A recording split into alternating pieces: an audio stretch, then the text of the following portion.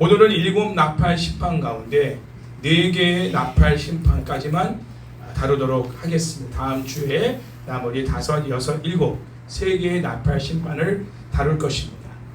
그래서 나팔이라고 하는 것은 악인에 대한 하나님의 임박한 심판을 예고하며 하나님의 심판은 전쟁과 서로 연결되어 있다는 사실을 우리가 알게 됩니다.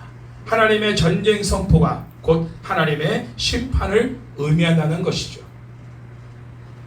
이 사실을 더 분명히 이해하기 위해서 민수기 12장 2절과 9절 말씀을 살펴보겠습니다. 잘 들어보십시오. 은나팔 둘을 두들겨 만들어서 그것으로 회중을 소집하며 진영을 출발하게 할 것이라. 또 너희 땅에서 너희가 자기를 압박하는 대적을 치러 나갈 때는 나팔을 크게 불지니 그리하면 너희 하나님 여호와가 너희를 기억하고 너희를 너희의 대적에게서 구원하시리라. 큰 나팔을 길게 부는. 자, 나팔이라고 하는 것은 어떤 기능이 있느냐? 하나님의 군대인 이스라엘 백성들을 소집할 때 나팔을 붑니다.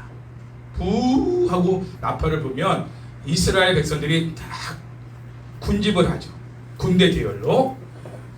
또 그 진영을 따라서 이제 앞으로 전진합니다. 그때도 나팔이 사용되죠. 또 대적을 치러 나갈 때도 나팔을 불게 되죠. 그때 하나님께서 적들을 패하게 하시고 적들에게서 이스라엘 백성들을 구원해 주시는 아주 중요한 하나님의 전쟁, 하나님의 심판에서 가장 중요하게 사용되는 도구가 나팔입니다. 여호수아 6장에서도 하나님은 여리고성을 심판하시는 그러한 작업으로 이스라엘 백성들로 하여금 여리고성을 매일 한 번씩 돌다가 7째 날에는 7번을 돌게 하셨죠. 그렇게 하는 과정에서 양각 나팔이 사용됐습니다. 양각 나팔, 이렇게 생긴 양각 나팔. 이 양각 나팔을 통해서 여리고성을 심판하는데 하나님이 그 나팔을 사용하셨습니다. 여호수아 6장 4절과 5절, 15절과 16절 말씀을 제가 읽어드리겠습니다. 제사장 7은 7 양각 나팔을 잡고 언약궤 앞에서 나아갈 것이요 7째 날에는 그 성을 7번 돌며 그 제사장들은 나팔을 불 것이며 제사장들이 양각 나팔을 길게 불어 그 나팔 소리로 외쳐 부를 것이라. 그리하면 그 성벽이 무너져 내리니 백성은 다 큰 소리로 외쳐 부를 것이라. 그리하면 그 성벽이 무너져 내리니 백성은 각기 앞으로 올라갈지니라 하시매. 7째 날 새벽에 그들이 일찍이 일어나서 전과 같은 방식으로 그 성을 7번 도니 그 성을 7번 돌기는 그날 뿐이었더라. 7번째 제사장들이 나팔을 불 때 여호수아가 백성에게 이르되 외치라. 여호와께서 너희에게 이 성을 주셨느니라. 자, 여기서는 양각 나팔 소리, 그 소리에 의해서 여리고 성이 어마어마한 두께입니다. 철옹성이죠. 어떤 것으로도 그 성벽이 부서지지 않아요. 그러나 양각 나팔 소리를 길게 불면서 외칠 때 그 성벽이 무너져 버리는 그러한 하나님의 심판의 역사가 일어나게 되는데 이 나팔이 사용됐죠. 특별히 나팔 소리를 통해서 예고된 전쟁에서 심판의 대상인 민수기 10장 9절에서는 대적들, 여호수아 6장에서는 여리고, 이 두 모든 무리들이 다 하나님의 원수입니다. 하나님의 원수. 그러므로 이들에 대한 하나님의 심판은, 잘 들으세요, 회개하게 하시려는 목적이 아니라 오직 그들을 징벌하며 파멸시키기 위해서 내리시는 목적으로 행하신 것이다. 하나님은 하나님의 원수들을 심판하심으로 하나님의 백성들을 구원하시는 분이십니다. 이는 마치 하나님께서 하나님의 원수인 애굽의 바로 왕에게 심판하시기 위해서 10가지 재앙을 내리신 경우와 같습니다. 하나님께서 10가지 재앙을 애굽 왕 바로와 애굽 사람들에게 행하신 것은 회개를 하려는 목적이 아니에요. 회개를 시키려는 목적이 아니라 그들을 징벌하기 위해서 내리신 심판인 것입니다. 하나님이 지금 내리시는 심판 가운데도, 이 땅 가운데 회개하고 돌이키도록 하기 위한 심판도 있지만, 하나님의 원수된 백성들, 곧 하나님의 백성들을 대적하고 하나님의 말씀을 대적하고 그래서 하나님과 원수된 자들을 하나님이 진멸하기 위해서 내리시는 심판이 지금도 진행 중에 있다는 사실을 기억하십니다. 전쟁으로, 테러, 지진, 가뭄, 홍수, 장마, 폭염, 각종 여러 가지의 심판들을 통해서 하나님은 하나님의 원수들을 지금도 심판하고 계시는 분이시다라는 사실을 우리가 알아야 합니다. 결과적으로 하나님이 내리신 10가지 재앙으로 애굽왕 바로의 마음은 더 완악해졌습니다. 그로 인해 하나님께서 바로와 애굽 사람들에게 내리신 심판이 정당한 심판이라는 것이 확증되게 된 거죠. 그들은 심판을 받을수록 더 완악해지는 거예요. 더 하나님을 대적하고 더 하나님의 백성들을 괴롭히는 이러한 작용들을 함으로 인해서 하나님의 심판이, 그들을 향한 하나님의 심판이 정당하다, 마땅히 받아야 한다는 사실을 확증시키고 있다는 거예요. 그래서 하나님이 바로의 마음을 완악하도록 계속 내버려 두신 거죠. 안 바뀌어요. 잠시 바뀌어서 그래 너희들 나가라, 소 데리고 아이들 나가라 했지만 다시 또 완악해져. 하나님이 구원할 백성들은 심판 가운데 회개할 수 있는 기회를 주시고 회개의 은혜를 주시지만 심판할 사람들, 하나님이 진멸할 사람들은 그 마음을 더 완악하도록 만드신다.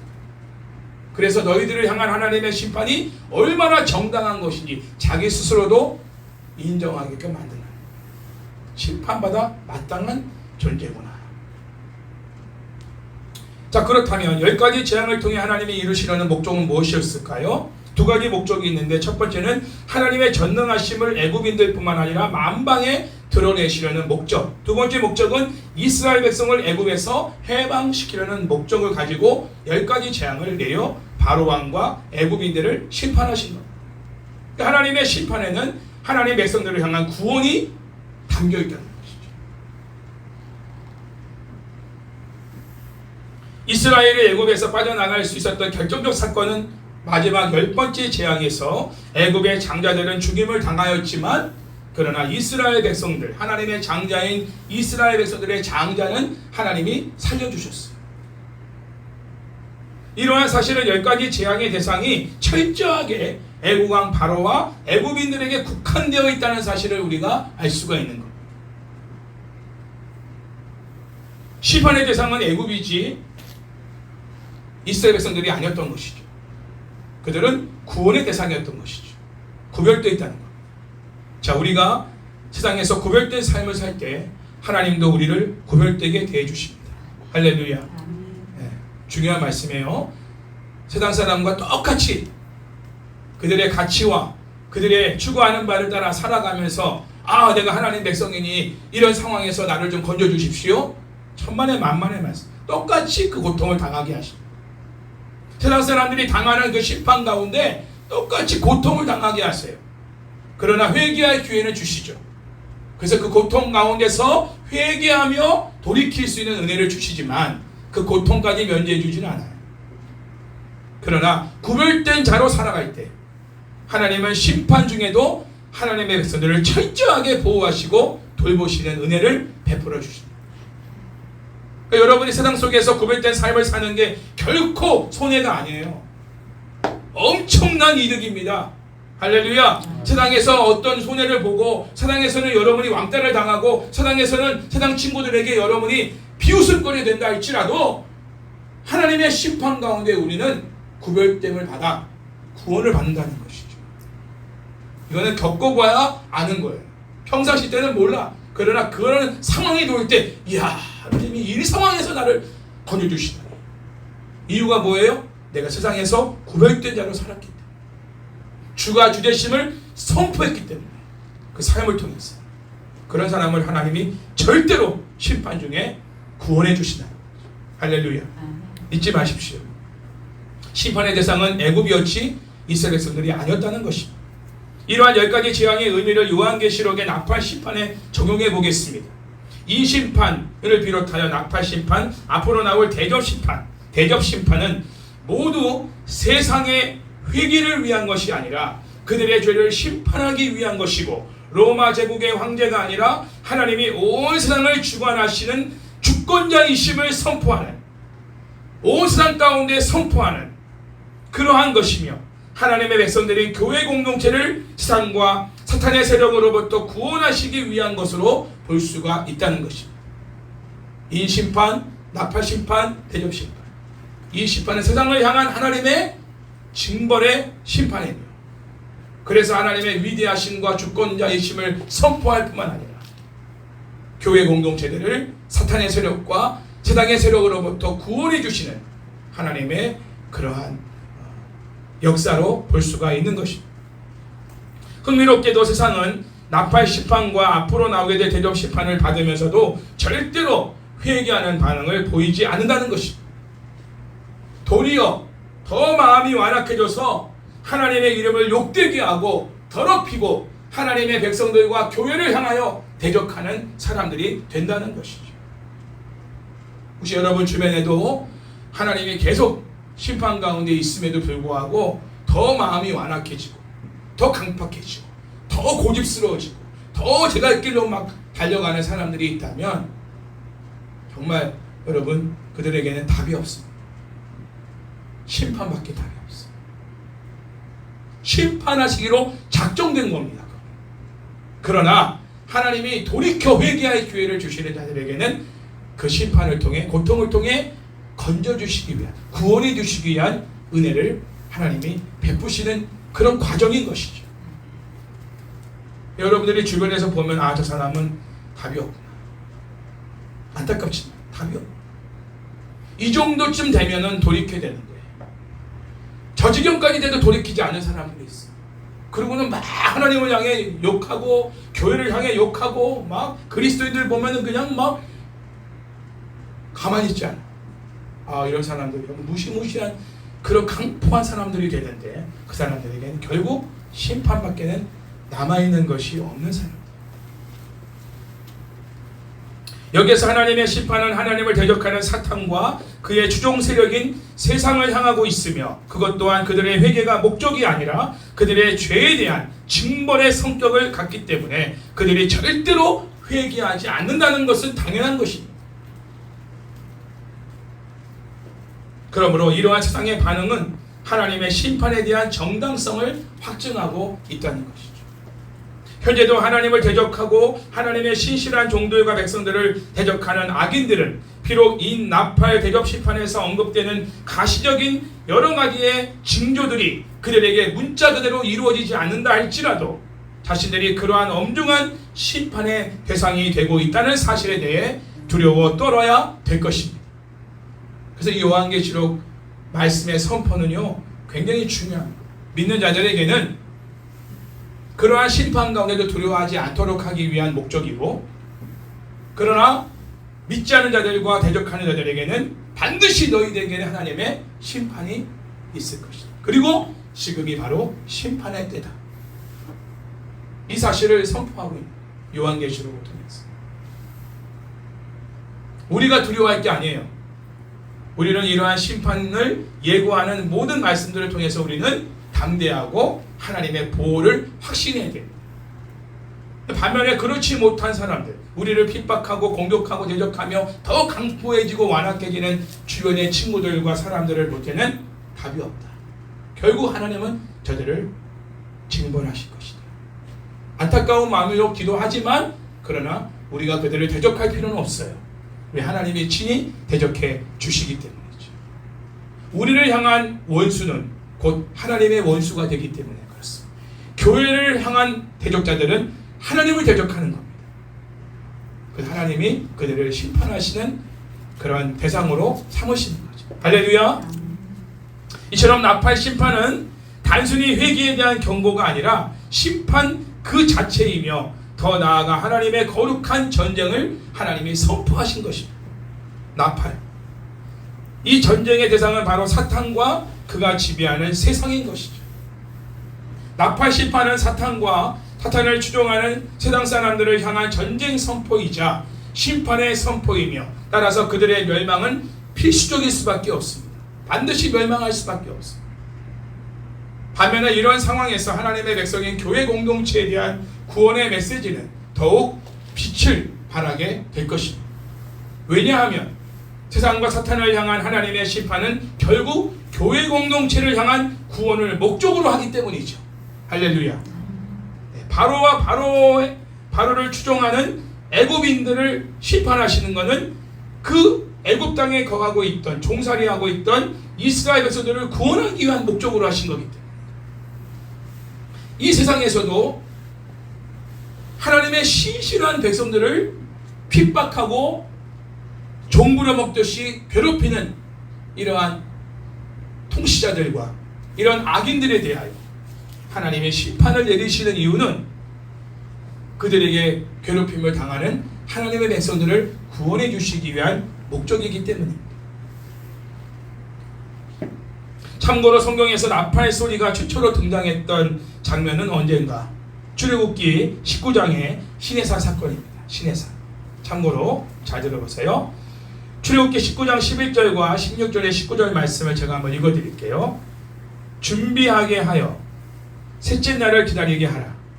이는 셋째 날에 나 여호와가 온 백성의 목전에서 시내산에 강림할 것이니 셋째 날 아침에 우레와 번개와 빽빽한 구름이 산 위에 있고 하나님의 임재죠. 나팔 소리가 매우 크게 들리니 진중에 있는 모든 백성이 다 떨더라. 모세가 하나님을 맞으려고 백성을 거느리고 징에서 나오매 그들이 산 비슬기에 서 있는데 시내산에 연기가 자욱하니 여호와께서 불 가운데서 거기 강림하심이라. 그 연기가 옹기가마 연기같이 떠오르고 온 산이 크게 진동하며 나팔 소리가 점점 커질 때 모세가 말한즉 하나님이 음성으로 대답하시더라. 아멘. 나팔 소리가 처음으로 등장하고 있는 그 장면이 시내산에서 하나님이 임재하실 때 나팔 소리가 들렸다는 거예요. 그래서 나팔 소리의 역할은 또 하나 우리가 살펴볼 수 있는 건 뭐냐면 시내산에서 하나님은 모세에게 뭘 주셨어요? 십계명을 주다. 십계명. 율법. 하나님 말씀을 주다. 그건 모세에게 주신 것만이 아니라 이스라엘 백성들에게 주시는 거잖아요. 그때 나팔 소리가 사용된 거예요. 그때도 하나님의 백성들을 모을 때도 나팔 소리가 울리게 되었고 하나님의 말씀이 이제 증거될 때 그때도 나팔 소리가 더 크게 진동하며 들리게 된 겁니다. 이처럼 하나님의 임재를 알리는 나팔 소리는 하나님의 주권과 거룩하심을 보여주고 있다는 것이죠. 마찬가지로 요한계시록의 나팔 심판을 대할 때도 출애굽의 시내산 사건을 우리는 기억해야 됩니다. 그래서 하나님의 임재 가운데 우리는 두려워 떨어야 됩니다. 오늘도 우리가 하나님의 임재 가운데 예배하는 자들은 두렵고 떨리는 마음으로 예배를 드리게 되어 있습니다. 그리고 하나님의 지금 선포되는 말씀도 나팔 소리처럼 크게 들립니다. 여러분, 제가 큰 소리로 말씀을 증거한다 하여서 크게 들리는 게 아니라 하나님이 직접 여러분에게 이 말씀으로 찾아와 만나주시는 사람들은요 말씀이 굉장히 크게 들려요. 그래서 잊혀지지가 않아요. 야구 선수가 정말 컨디션이 좋을 때는 투수가 던지는 공이 수박처럼 크게 보인대요. 그래가지고 어디다가 집어넣어도 다 홈런, 안타를 때려버려요. 너무 안 될 때는요 공이 너무 작아버려요. 구슬처럼 공을 때릴 수가 없어요.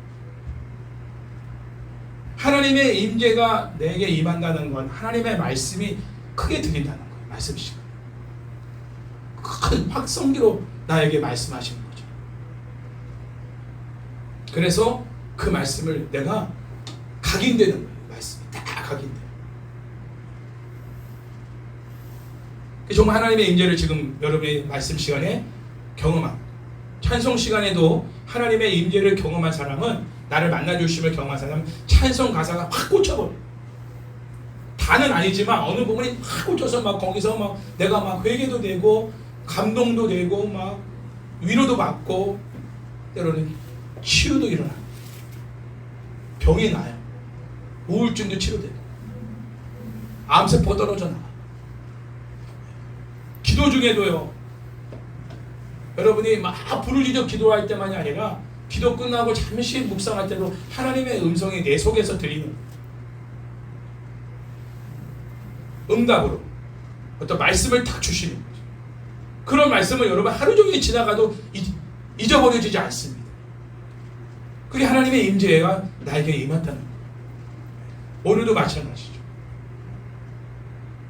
자, 이제 본문에 들어가겠습니다. 6절 7절 말씀을 함께 읽겠습니다. 시작. 일곱 나팔을 가진 일곱 천사가 나팔 불기를 준비하더라. 첫째 천사가 나팔을 부니 피 섞인 우박과 불이 나와서 땅에 쏟아지매 땅의 3분의 1이 타버리고 수목의 3분의 1도 타버리고 각종 푸른 풀도 타버렸더라. 일곱 인시판 때는 복음과 함께 나타나는 여러 가지 불순종과 고난에도 하나님께서 거룩한 그의 백성들을 준비하신다는 사실을 보여주는 반면에 일곱 나팔 심판은 하나님을 거역하고 불순종하는 자들에게 나타나는 하나님의 심판의 모습을 나타내고 있습니다. 하나님을 거부하고 하나님 말씀을 불순종함으로 하나님을 대적하는 사람들의 특징은 뭐냐? 무엇인지 아세요? 그들의 특징은 그들이 하나님 대신 세상의 우상을 믿고 섬긴다는 것입니다. 세상의 소리는 잘 들려요. 세상에 속한 사람이기 때문에. 하나님께 속한 사람의 특징은 세상의 소리가 들리지 않고 하나님의 소리가 들리는 거예요. 속해 있기 때문에. 내가 어디 속해 있는가를 알려면 어디에 소리를 듣고 있는가를 알면 돼요. 여러분이 세상에 속한 사람이라면 세상의 소리만 들려요. 그것은 세상에 가치를 두고 있다는, 세상 사람들이 추구하는 그런 것들을 추구하고 있다는 거죠. 돈, 명예, 권력, 성공, 인기, 출세.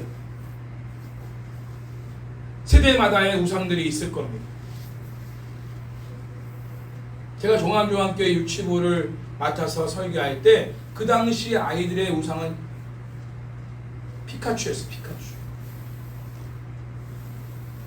100몇 개까지 있어요. 그걸 다 외워 아이들이 그 이름들을. 제가 그것과 얼마나 씨름하며 싸웠는지 몰라요. 그 아이들 유치부 아이들하고. 그래서 그게 너희들이 추구하는, 너희들이 암송해야 될 것들이 아니고 하나님의 말씀을 암송. 그래서 5학년, 6학년 아이들을 한 명씩 데려다가 대표 기도를 시키고 예배 참여시켰어요. 예배 인도자로. 그리고 대표 기도를 하고 성경 봉독을 하게 했어요. 성경 암송을 한 절씩 매주마다 외워오게 했어요.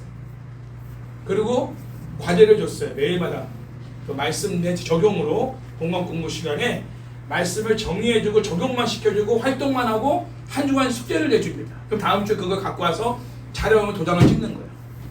칭찬 스티커 주고 단합도 시작하고. 그 아이들이요, 그 유치부 아이들도 이제 피카츄의 마음을 뺏겼던 아이들이 이제 하나님께도 돌아오는 이런 일들이, 아이들이 순수하니까 금방 돌아와요. 아이들은 목사님이 아니하니까 아닌 거예요. 그런 말을 부모가 하면은 안 듣죠. 왜? 친구들이 다 좋아하니까 그거를. 그걸 위해서 선생님들이 일주일에 3번씩 모여서 유치부실에서 기도했습니다. 아이들을 영적 전쟁을 선포합니다. 간단한 문제가 아니에요. 아이들에게는 그게 심각한 문제예요. 우리는 그게 아니지만 아이들에게는 그게요, 전체를 지배해버립니다. 그게 아이들을. 그게 있단 말이에요. 그게 우상이에요. 하나님을 대신할 말. 그런 아이들은 예배도 재미없고 찬양도 재미없고 말씀도 재미없어요. 재미를 잃어버려요. 왜? 세상에 재미를 받기 때문에. 이거는 교사들이 싸워야 되고 부모들이 싸워야 되는 거예요. 목회자가 싸워야 되는 거죠. 치열하게 싸워야 돼요.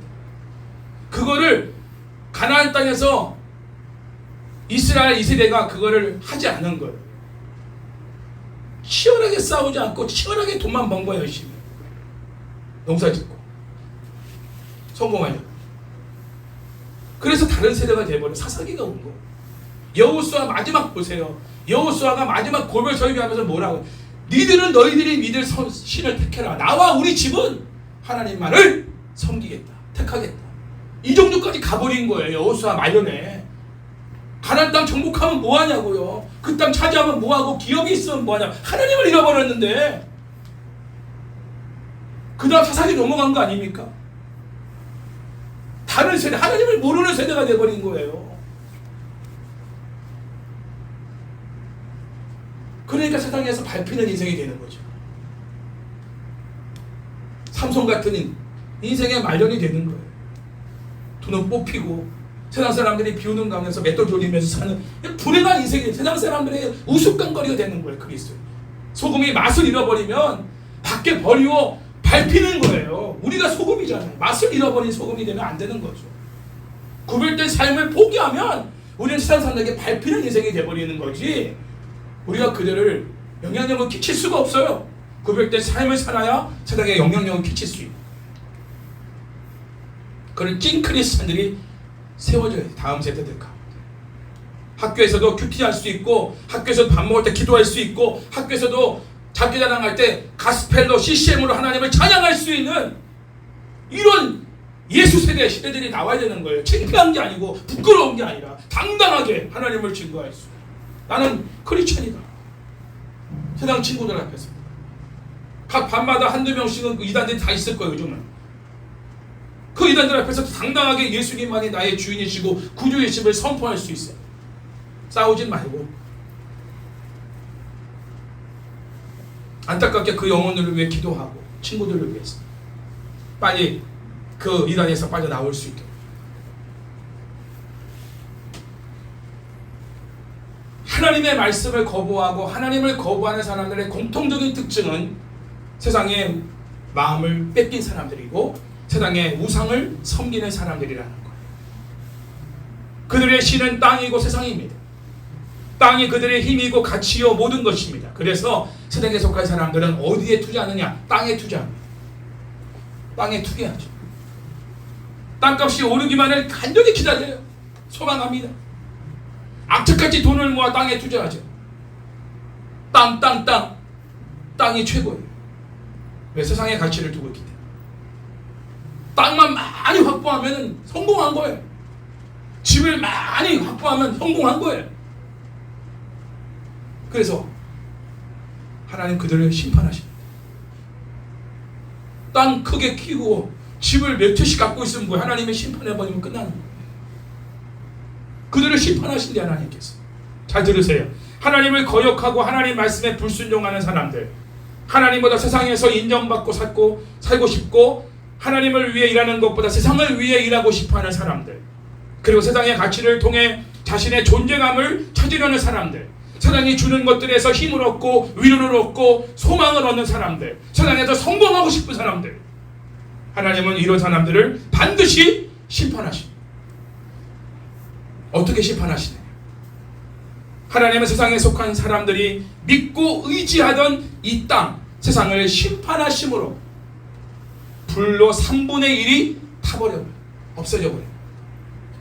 첫 번째 천사가 나팔을 불자 피 섞인 우박과 불이 나와 땅에 쏟아지니까 땅의 3분의 1이 타버리고 수목의 3분의 1이 타버리고 각종 푸른 풀들도 불타버리는 이런 심판이 임하게 됩니다.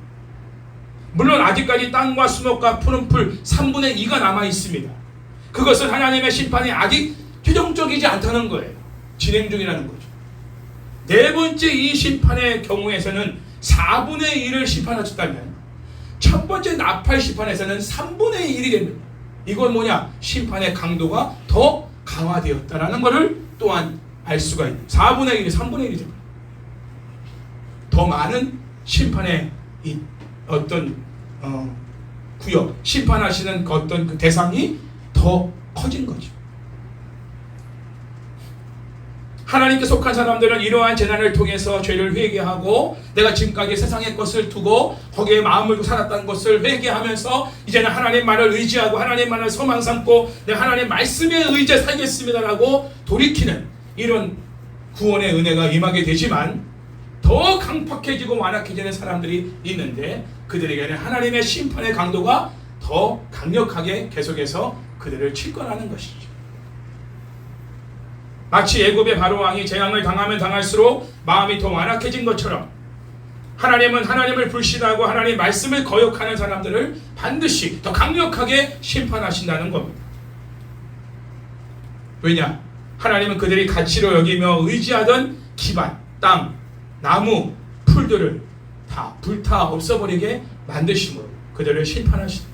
지금 세계 곳곳에서 산불과 화재가 발생하여 가옥이 불타고 삶의 토전인 땅과 나무와 풀들이 순식간에 타버려서 잿더미가 되는 것을 우리는 뉴스를 통해서 보고 있습니다. 호주에 엄청난 땅이 불에 타버렸잖아요.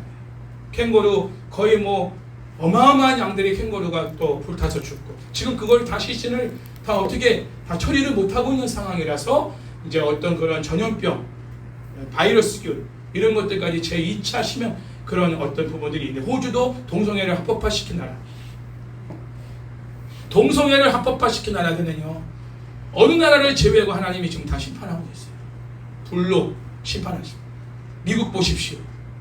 캘리포니아주, 거기가 가장 부유한 그런 빌라촌들이 살고 있는 그런 지역입니다.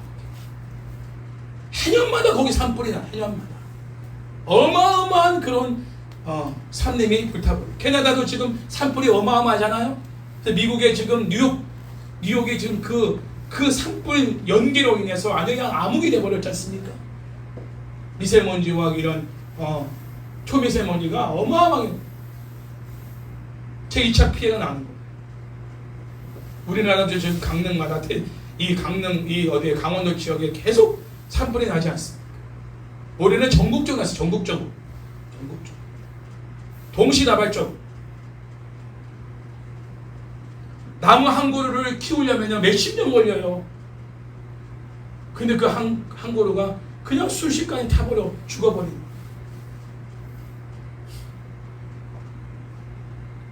결국 그들이 의지하며 살았던 삶의 터전을 한순간에 다 잃어버리는 것이 일장춘몽이죠.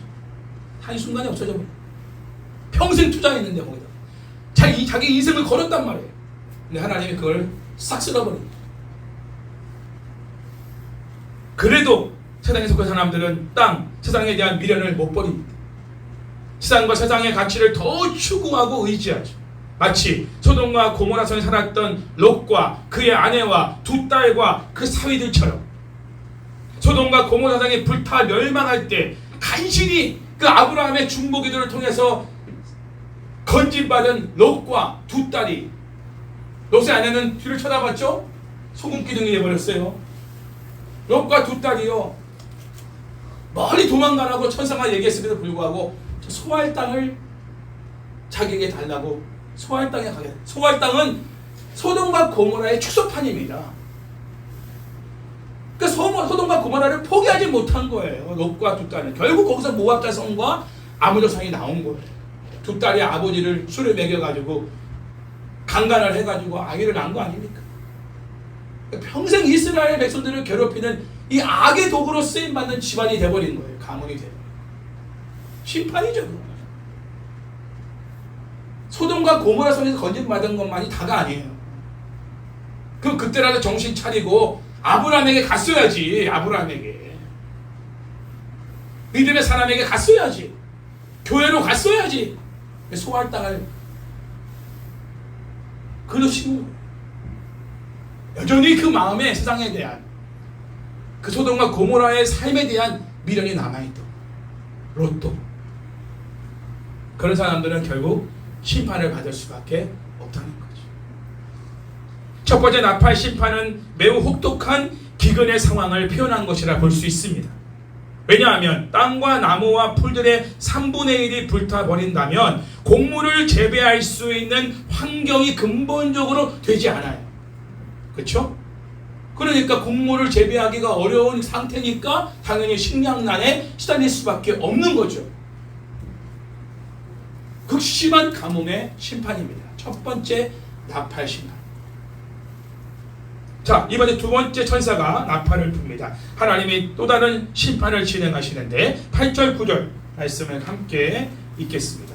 자, 둘째 천사가 시작. 둘째 천사가 나팔을 부니 불 붙는 큰 산과 같은 것이 바다에 던져지매 바다의 3분의 1이 피가 되고 바다 가운데 생명 가진 피조물들의 3분의 1이 죽고 배들의 3분의 1이 깨어지더라. 아멘. 둘째 천사가 나팔을 불 때 일어난 하나님의 심판은 바다에 대한 심판입니다. 바다에 대한 심판. 이번에는 불 붙는 큰 산 같은 것이 바다에 던져져서 바다의 3분의 1이 피가 됩니다. 바다 가운데 생명 가진 피조물들 물고기들이 3분의 1이 죽어요. 그리고 배들이 3분의 1이 박살납니다. 깨져버립니다. 자, 여기서 불 붙는 큰 산에 의미하는 바가 뭐냐? 어떤 사람들은 이 문구에 대해서 좀 잘못 이해하는 사람들이 있기 때문에 잘 들으셔야 됩니다. 자, 그 의미를 설명하기 에레미야 51장 25절을 살펴보면 여호와의 말씀이니라 온 세계를 멸하는 멸망의 산아 보라 나는 내 원수라 나의 손을 내 위에 펴서 너를 바위에서 굴리고 너로 불탄 산이 되게 할 것이라. 자, 이 말씀이 에레미야 51장 25절에 나오는데 이 본문은 바벨론에 대한 심판을 말씀하고 있는 내용입니다. 자, 바벨론은 어떤 땅이에요? 바벨론은 하나님이 이스라엘 백성뿐만 아니라 다른 민족들을 심판할 때 사용한 도구입니다. 그렇죠? 그 바벨론을 들어다가 막 치게 하는 거예요. 이스라엘도 치고 막 열방을 치고. 자, 다른 민족들을 멸망케 하는 산인데 그 산을 하나님이 멸망시키는 산이다. 너희가 다른 민족들을 멸망하는 데 사용됐기 때문에 너희도 멸망한다. 하나님은 그 멸망의 도구로 쓴 바벨론을 멸망시키신다. 그래서 그거를 온 세계를 멸하는 멸망의 산하 이렇게 표현하십니다.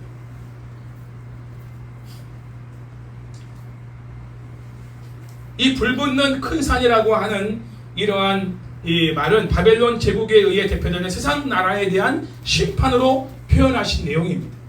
또한 불붙는 큰 산은 요한 당시의 교회들에게는 AD 79년에 베수비우스 산에서 일어난 화산 대폭발을 연상케 했을 수도 있습니다.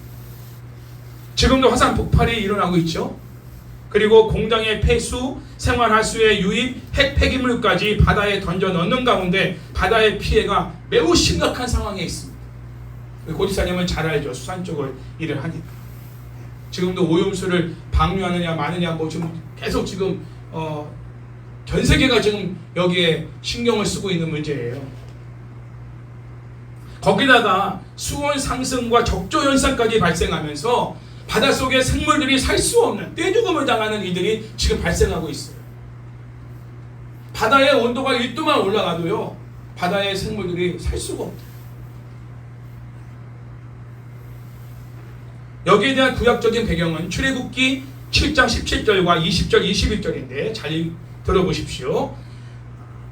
여호와가 이같이 이르노니 내가 이로 말미암아 나를 여호와인 줄 알리라. 볼지어다 내가 내 손에 지팡이로 나일강을 치면 그것이 피로 변하고 모세와 아론이 여호와께서 멸망하신 대로 행하며 바로와 그의 신하의 목전에서 지팡이를 들어 나일강을 치니 그 물이 다 피로 변하고 나일강의 고기가 죽고 그 물에서는 악취가 나니 애굽 사람들이 나일강 물을 마시지 못하며 애굽 온 땅에는 피가 있으나. 아멘. 하나님은 하나님의 종 모세와 아론을 통해서 바로와 애굽 백성들에게 첫 번째 재앙을 내리실 때 나일강의 물을 피로 물들게 만드신 거예요. 그래서 물고기들이 다 떼죽음을 당하죠. 또 사람들이 나일강 물을 마실 수가 없어요. 또 마시면 병이 들어서 죽게 됩니다. 이렇듯 바다에 대한 심판 또한 바로와 애굽 사람들처럼 하나님 말씀에 불순종하고 하나님을 거역하는 완고한 사람들, 완악한 사람들, 그들을 향한 하나님의 심판으로 진행되고 있다는 사실을 우리가 알아야 됩니다. 지금도 바다의 이러한 오염들, 바다가 지금 적조 현상이 일어나는 것들이 바로 하나님의 원수들을 향한 하나님의 심판으로 진행되고 있는 것이다. 그뿐 아니라 두 번째 나팔 심판을 통해 배들의 3분의 1이 파괴됩니다. 결국 자연계에 의한 하나님의 심판이 인간에 대한 심판으로 연결되고 있는 거죠. 배는 사람을 향하는 거니까. 왜냐하면 요한계시록이 말하는 하나님의 심판의 메시지는 하나님의 심판이 단순히 자연계에 대한 심판에 머무는 것이 아니라 결국은 악의 세력을 심판의 대상으로 삼고 악의 세력의 치명적인 타격을 가하려는 목적으로 가해지는 심판이기 때문이죠. 자, 이제 바다에 대한 심판이 있으므로 더 심각한 하나님의 심판이 이어집니다. 10절 11절 말씀. 셋째 천사 시작. 셋째 천사가 나팔을 부니 횃불같이 타는 큰 별이 하늘에서 떨어져 강들의 3분의 1과 여러 물샘에 떨어지니 이 별의 이름은 쓴쑥이라. 물의 3분의 1이 쓴쑥이 되며 그 물이 쓴물이 되므로 많은 사람이 죽더라. 셋째 천사가 나팔을 부니까 횃불같이 타는 큰 별이 하늘로부터 강들과 물의 모든 샘들에 떨어집니다. 이런 심판이 지금 진행되고 있는 거예요. 여기서 횃불같이 타는 큰 별은 무엇을 의미하느냐? 어떤 분들은 9장 1절에 땅에서 떨어진 별, 동일하게 그것을 보면서 타락한 천사다라고 말하는 분들이 있습니다만 그렇지 않습니다. 여기서는 운석이 하늘에서 떨어질 때 보이는 불이 타는 모습에서 착안한 것으로 간주할 수 있고요. 이때 운석의 추락은 파멸의 징조로 인식할 수가 있다는 것입니다. 따라서 횃불같이 타는 큰 별이 떨어지는 심판은 사탄에 대한 심판이 아니라 자연적 재앙의 차원에서 일어나는 종말적 심판의 현상으로 우리는 이해할 수 있어야 한다는 것입니다. 자, 횃불같이 불타는 큰 별이 떨어지니까 어떻게 돼요? 강들의 3분의 1과 물샘이 어떻게 돼요? 떨어지면 쓴물이 됩니다.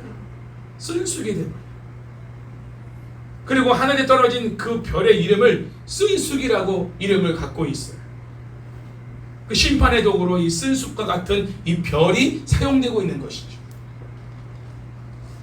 이 쓴쑥에 대한 심판에 대한 구약적인 배경은 에레미야 9장 15절과 23장 15절 말씀과 관련이 있습니다. 잘 들어보십시오. 그러므로 만군의 여호와 이스라엘의 하나님께서 이와 같이 말씀하시니라. 보라, 내가 그들 곧 이 백성에게 쑥을 먹이며 독한 물을 마시게 하고, 그러므로 만군의 여호와께서 선지자에 대하여 이와 같이 말씀하시니라. 보라, 내가 그들에게 쑥을 먹이며 독한 물을 마시게 하리니 이는 사악이 예루살렘 선지자들로부터 나와서 온 땅에 퍼짐이라 하시니라.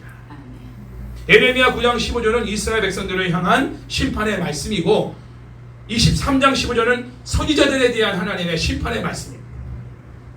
이 두 본문 모두가 쑥을 먹이게 하고 독한 물을 마시게 하는 것으로 하나님의 심판이 진행되고 있는 겁니다.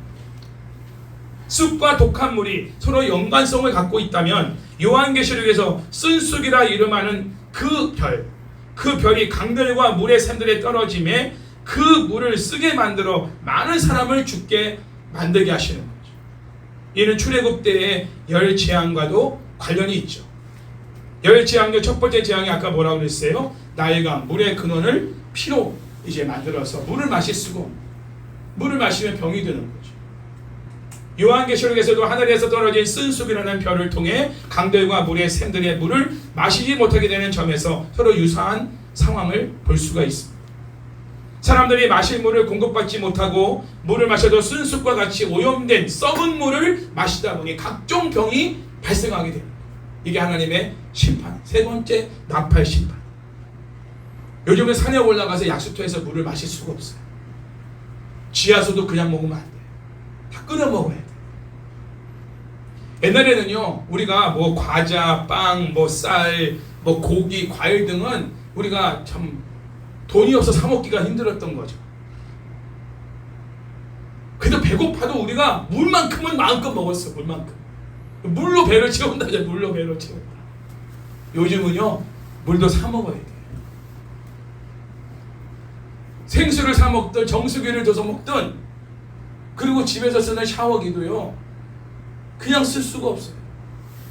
필터를 끼든지 연수기를 사용해서 물을 쓰든지 해야 되는 상황이 된 거예요. 몇십 년 전에는요, 그냥 한강물도 퍼먹었어요. 하나님의 심판입니다. 이 물 때문에 각종 질병이 발생합니다. 물의 오염으로 인해서. 자, 첫째 심판, 첫 번째 나팔 심판 때는 어디를 심판하셨어요? 하나님이? 정리해 볼게요. 땅. 세상으로 대표되는 땅이죠. 그리고 나무, 풀들. 두 번째 나팔 심판 때는 어디? 바다를 쳐버려. 그리고 물고기를 죽게 하고, 그리고 배를 부셔버려. 3분의 1을.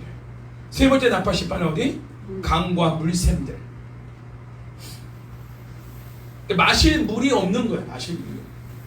이제 마지막 네 번째, 오늘 살펴볼 수 있는 마지막 네 번째 12절 말씀 시작. 넷째 천사가 나팔을 부니 해 3분의 1과 달 3분의 1과 별들의 3분의 1이 타격을 받아 그 3분의 1이 어두워지니 낮 3분의 1을 비추임이 없고 밤도 그러하더라. 아멘. 네 번째 나팔 심판은 뭐냐? 세상에 어둠이 가득한 거예요. 어둠. 12절에서 해와 달과 별들의 3분의 1이 타격을 받았다라고 기록하고 있는데, 이 타격을 받다는 동사는 헬라어로 다른 사람에게 가해지는 치명적인 공격을 표현할 때 쓰는 말입니다. 치명적인 공격.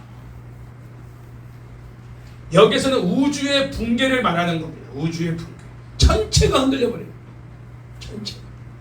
이제는 뭐 땅 정도가 아니에요. 바다 정도가 아니에요. 강 정도가 아니라 우주가 붕괴되어버려요. 우주가. 전체가. 해와 달과 별들이 붕괴가 일어나요. 해와 달과 별들의 3분의 1이 타격을 받은 결과 어떻게 돼요? 해와 달과 별들의 3분의 1이 어두워지고 빛을 잃어버려요.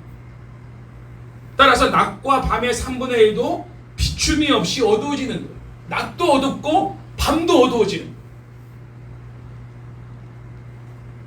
이 네 번째 나팔 심판의 어두움은 창세기 1장 14절에 넷째 날 창조에서 하나님이 궁창의 큰 광명체 해와 작은 광명체 달로 하여금 각각 낮과 밤을 질서 있게 주관하게 하신 창조 사건의 완전히 반전적인 그러한 모습이라 볼 수 있습니다. 넷째 날에 일어난 하나님의 창조의 사역이 넷째 나팔 심판 때에 전체가 흔들리는 빛을 잃어버리는 이러한 심판으로 일어나고 있다는 거죠. 넷째 날 창조 사건의 핵심이 광명체들의 빛이라면 네 번째 나팔 심판의 핵심은 그 광명체들의 빛 3분의 1이 상실됨을 초래하여 어두움이 가득하게 되는 것이죠. 요한은 이러한 심판을 창조 질서의 파괴라는 개념으로 이해하고 있습니다. 또한 어둠에 의한 심판의 현상은 바로와 애굽에 임했던 10재앙 중에 9번째 재앙과 밀접한 관련을 갖습니다. 출애굽기 10장 21절에서 23절에서 이를 확인할 수 있는데 제가 읽어드릴게요. 여호와께서 모세에게 이르시되 하늘을 향하여 내 손을 내밀며 애굽 땅 위에 흑암이 있게 하라. 곧 더듬을 만한 흑암이니라. 모세가 하늘을 향하여 손을 내밀매 캄캄한 흑암이 3일 동안 애굽 온 땅에 있어서 그동안 사람들이 서로 볼 수 없으며 자기 처소에서 일어나는 자가 없으되 온 이스라엘 자손들이 거주하는 곳에는 빛이 있었더라. 할렐루야. 주목할 게 뭐예요? 마지막 23절에 온 이스라엘 자손들이 거주하는 고센 땅에는 빛이 있었더라. 이거예요. 성경에 그걸 기록하고 있어. 철저한 심판 가운데 철저한 구원과 보호가 있다는 거예요. 하나님의 심판의 대상은 하나님의 백성들이 아니라 바로와 애굽 사람들. 세상의 가치를 두고 세상의 것들을 추구하며 하나님과 하나님의 백성들과 하나님의 말씀을 대적하고 핍박하는 역할을 했던 사람들이에요. 하나님의 진노와 심판이 그들 가운데 임하는 것이지 하나님 백성들에게 임하는 것이 아니라는 거죠. 정말 하나님의 은혜죠. 네. 그들이 뭘 잘해가지고 빛이 유지되는 게 아니잖아요. 구별되신 거예요. 이러한 패턴을 요한계시록 나팔 심판에 적용해 볼 필요가 있다는 거예요. 그 나팔 심판의 대상은 교회 공동체가 아니라 세상이므로 그리스도인들이 이 심판의 메시지를 읽으면서 두려워한다면 이 말씀을 잘못 이해하고 있는 거라. 전체가 어두워진다 하여도 그 심판을 경험하는 우리들은 그 상황 속에서 두려워하면 안 돼요. 심판이 임하고 있고. 그러나 우리는 하나님이 빛으로, 참빛 되신 주님께서 우리를 빛으로 인도하십니다. 어떻게 보면 이게 뭐 자연적으로 보면은 해의 빛과 달의 빛이 상실돼서 어두움을 이렇게 어둠 가운데 있다는 것도 표현할 수 있지만, 영적으로 본다면 갈 바를 알지 못하는 상황들, 뭔가를 선택하고 결정하고 가야 되는데 답이 없는 거야. 앞이 안 보이는 거야. 깜깜한 거야. 그냥 막막한 거지. 그런 상황들을 만나는 것도 심판이에요. 근데 우리는 갈 길이 있어. 하나님 말씀이, 하나님 말씀은 내 발의 등이요 내 길의 빛이니이다. 시편 119편 115절 말씀. 주의 말씀은 내 발의 등이요 내 길의 빛이. 우리는 캄캄하고 답답하고 한치 앞을 내다볼 수 없는 그런 미래의 상황 속에서도 우리는 갈 바를 알려주는 나침판과 빛이 있다는, 등이 있다는 거죠. 하나님 말씀. 우리는 그 말씀에 의지해 가면 길이 열리는 거예요. 갈 길이 보이는 거죠. 세상 사람들은 갈 길이 없어요. 세상이 망하고, 은행이 망하고, 네, 은행이 문 닫을 상황에 지금 자기들이 투자했던 집과 땅과 은행에 하나님의 심판이 임하면 그게 다 무용지물이 돼버리는 거예요. 그러면 이제 평생을 거기 걸어왔던 사람들은 이제 앞이 캄캄해서 할 바를 모르는 거야. 어떻게 살지를 모르는 거야. 객관적으로 보면 우리보다 훨씬 더 아직까지 살만한데 그 사람들은 살 수가 없고 답이 없죠. 세상에서. 세상을 심판하는데 세상에 어떻게 답이 있습니까? 할렐루야. 하나님이 세상을 심판하는데 세상에 답이 없잖아요. 없는데 어디 답을 찾을 때가 있어요. 근데 우리는 하나님 말씀이 답이니까. 이 어둠에 대한 현상은 출애굽의 10재앙 중 9번째 재앙 외에도 여러 선지서에서 심판의 어떤 그런 상황으로 등장하고 있어요. 요에서 2장 2절을 보면 여호와의 날을 뭐라고 말하느냐? 어둡고 캄캄한 날이요 짙은 구름이 덮친 날이다. 이렇게 표현합니다. 스바냐 1장 15절에서는 하나님의 심판의 날을 어떻게 설명하느냐? 그날은 분노의 날이요 환난과 고통의 날이요 황폐와 패망의 날이요 캄캄하고 어두운 날이요 구름과 흑암의 날로 묘사하고 있다. 구체적으로 제가 표현해보면 요엘 2장 10절, 3장 14절 15절, 이사야 13장 10절, 에스겔 32장 7절, 아모스 5장 18절에서 20절, 아모스 8장 9절에서도 어둠을 통한 하나님의 심판을 기록하고 있는데 제가 빠르게 읽어드립니다. 그 앞에서 땅이 진동하며 하늘에 떨며 해와 달이 캄캄하며 별들이 빛을 거두도다. 요엘서 2장 10절입니다. 사람이 많음이요 심판의 골짜기에 사람이 많음이요 심판의 골짜기에 여호와의 날이 가까움이로다. 해와 달이 캄캄하며 별들이 그 빛을 거두도다. 3장 14절 15절 말씀. 하늘의 별들과 별 무리가 그 빛을 내지 아니하며 해가 돋아도 어두우며 달이 그 빛을 비추지 아니할 것이로다. 이사야 13장 10절. 내가 너를 불끄듯 할 때 하늘을 가리어 별을 어둡게 하며 해를 구름으로 가리며 달이 빛을 내지 못하게 할 것임이라. 에스겔 32장 10절.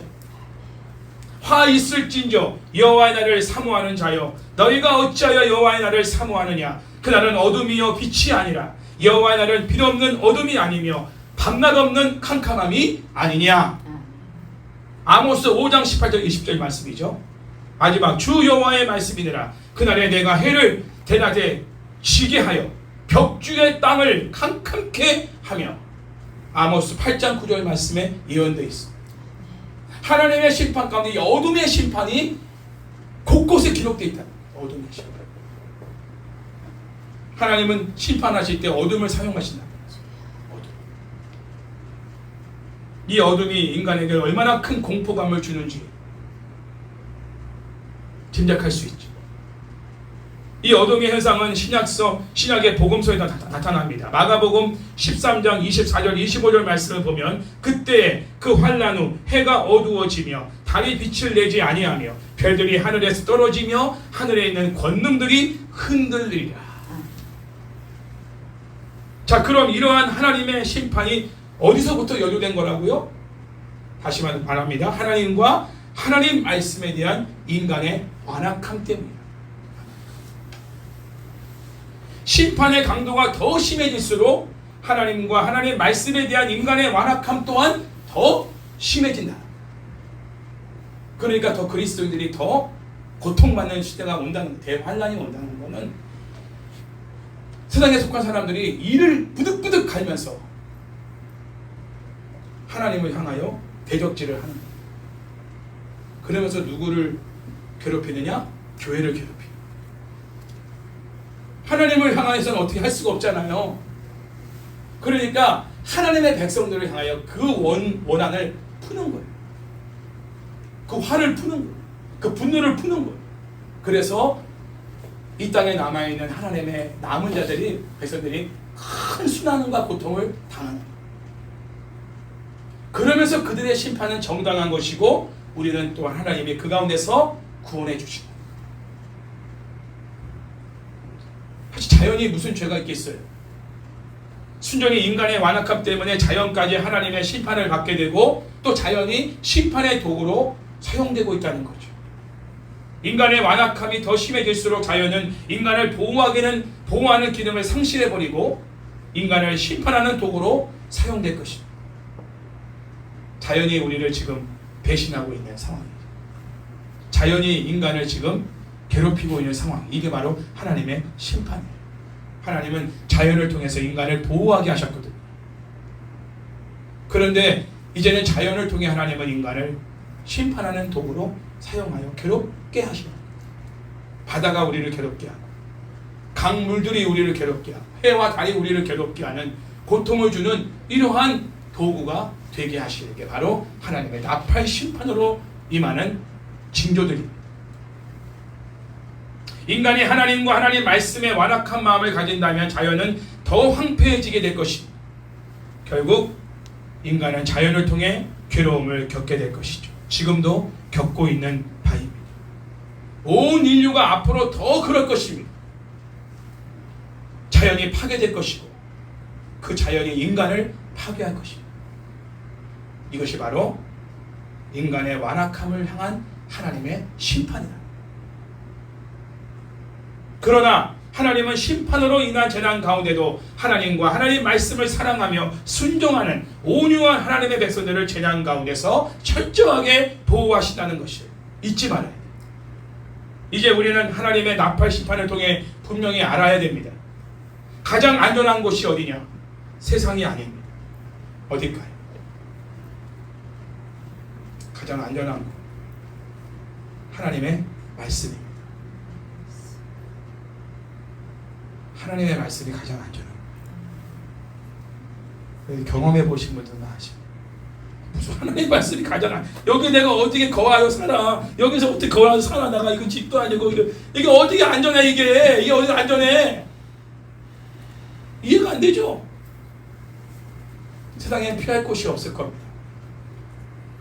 산으로 올라가도 강으로 가도 여러분 땅을 파고 들어가도 세상에서는 피할 곳이 없어. 하나님의 심판을 세상은 피할 수 없어. 왜? 받아야 되니까. 심판의 대상이기 때문에. 자연도 우리를 보호할 수 없고 자연도 우리의 피난처가 될 수 없어. 오로지 가장 안전한 곳이 어디냐? 하나님의 말씀. 이걸 여러분들이 경험하셔야 돼요. 하나님의 말씀을 붙드는 사람은 심판 중에도 하나님이 붙드십니다. 꼭 경험하십시오. 지금 엄청나게 불경기입니다. 그러나 말씀을 더 이 상황에서 붙드는 사람은 여러분의 사업장과 가정을, 교회를 붙들어 주실 겁니다. 질병이 여러분을 강타하고 힘들게 할 때도 말씀을 붙들면 질병을 이길 수 있고 질병 가운데 공포함과 불안감에서 여러분이 자유하고 이길 수 있습니다. 그 무엇으로도 여러분을 공포감과 두려움 속에서 지배하지 못하게 될 수 있는 상황, 하나님 말씀 안에 거하는 것. 땅, 세상을 붙드는 사람들은 반드시 땅을 치고 후회할 날이 있을 것입니다. 그러나 하나님과 하나님 말씀을 붙들고 의지하며 순종하는 사람들, 후회함도 흔들림도 없이 하나님의 보호를 받게 되어 가장 안전한 곳에 거하게 될 것입니다. 시편 145편을 제가 어제 읽으면서 20절에 이런 말씀이 있더라고요.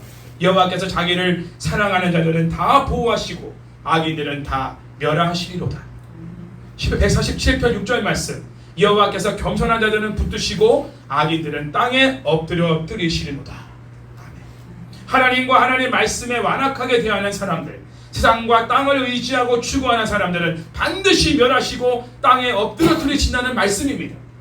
하나님과 하나님의 말씀에 대해 사랑과 겸손과 순종함으로 대하는 자로서 계속된 하나님의 심판 가운데도 보호를 받고 가장 안전한 삶을 사는 저와 여러분 되기를 주의 이름으로 축원합니다.